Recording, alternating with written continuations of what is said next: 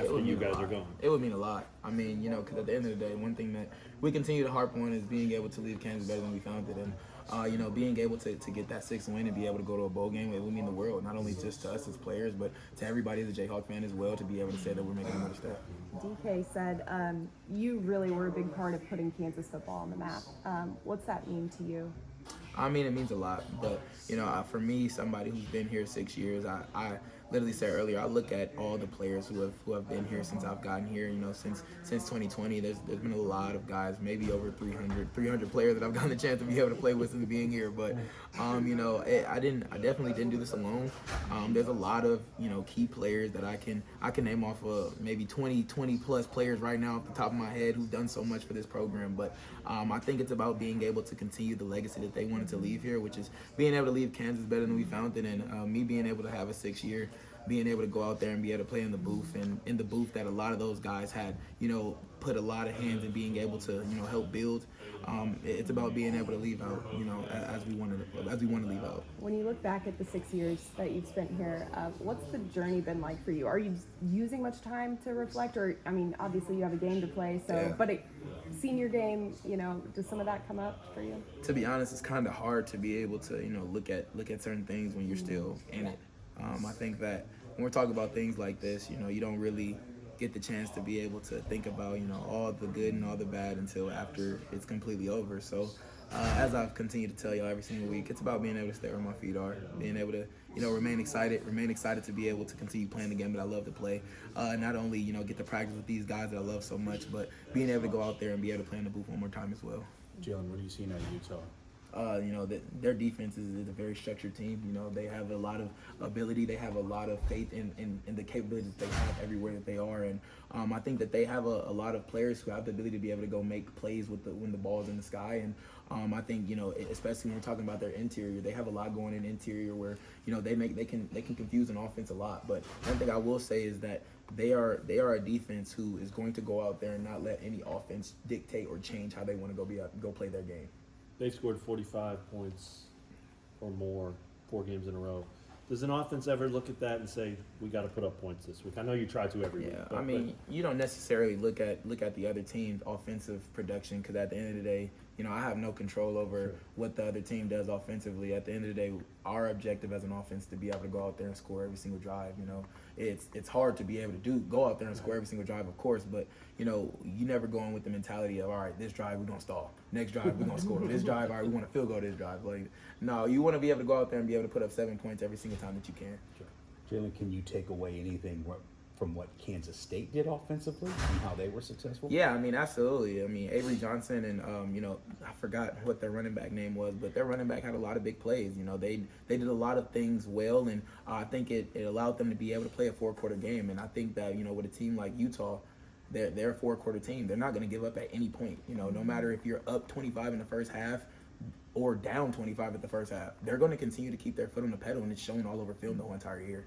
All right, when you're gone, talk about the group behind you that's going to come in and play quarterback. Yeah, I have all the faith in those guys. I went down for one play, and in that one play, Cole Ballard came in and scored a touchdown.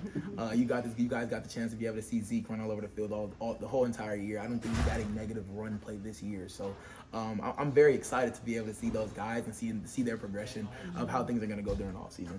33 seniors. Talk about this group. Yeah, I think this group is a lot of resilient. We're a lot of resilient players.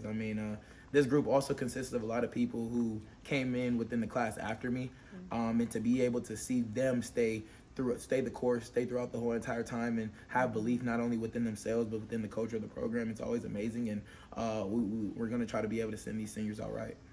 Of those seniors, there's one that you've probably shared maybe the most snaps with, Daniel Highshaw. What's your guys' relationship been like, and how's it changed just over the past year? Yeah, our relationship has been something that, I remember when I first seen Daniel when we were at Stouffer, just sitting on the steps, and I was like, Daniel Highshaw, that you? Because I had never seen him in person, but I've always seen him on social media, and he's like, yeah, it's me.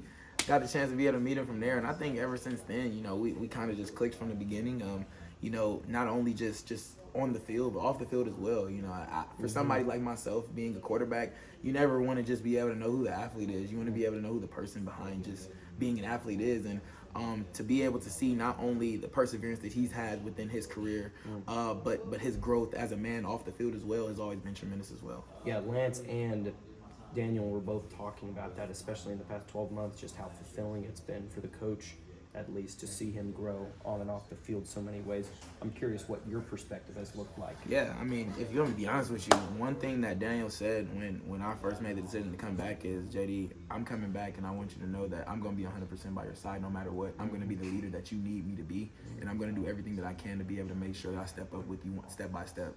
And I can say that from that conversation, he's done everything he can to be able to embody what he said and continue to be able to, stay true to his word. And no matter when he's been hurt this year, he's continued to keep that excitement around the team, even when he's on the sideline, during games, during practice, being able to keep the guys going. He's been the leader that he said he was going to be since he made the decision to come back. And that's hats off to him, not only just because of how he continues to go about things on a day-to-day basis, but continues to keep his word and stay true to who he is.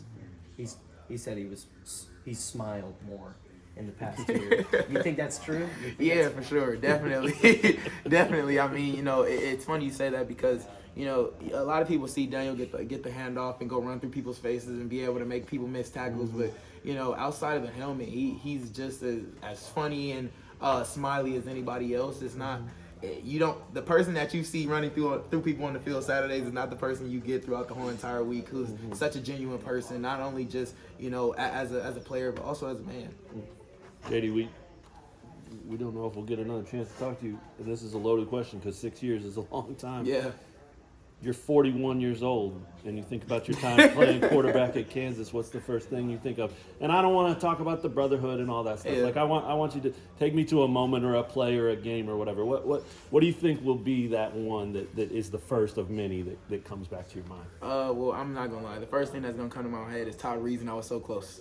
I was so close, Todd. But I would definitely probably say that.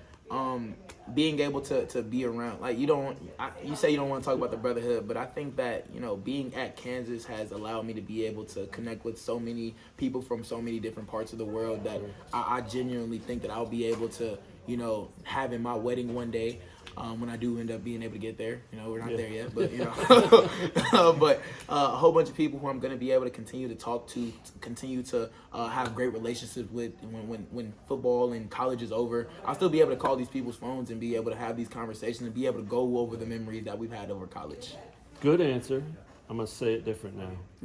Favorite throw of your career? Favorite throw of my career. Now you can't answer brotherhood. That has to be favorite throw of my career. That's a good question. I think that the first throw that would probably come to my head would be the touchdown to Luke Grimm against Duke. He ran a stop and go, and I remember there being pressure from the interior, and I had to slide off to the left a little bit and throw it off platform, and it was a touchdown. And I think that I don't remember how many incompletions were had that game, but I just remember that the offense was rolling, right. And there was a few passes that game where I'm like, okay, man, this is. I think there was early in that game there was a pass over the middle of the field to Trevor Cardell, and that's when I was like, okay, so this is early. We're gonna start early and often. Come on, let's keep going. All right, Good answer. We've got your favorite throw. What about your favorite time you've used your legs? My favorite time that I've used my legs. Dang. It's crazy that you say that.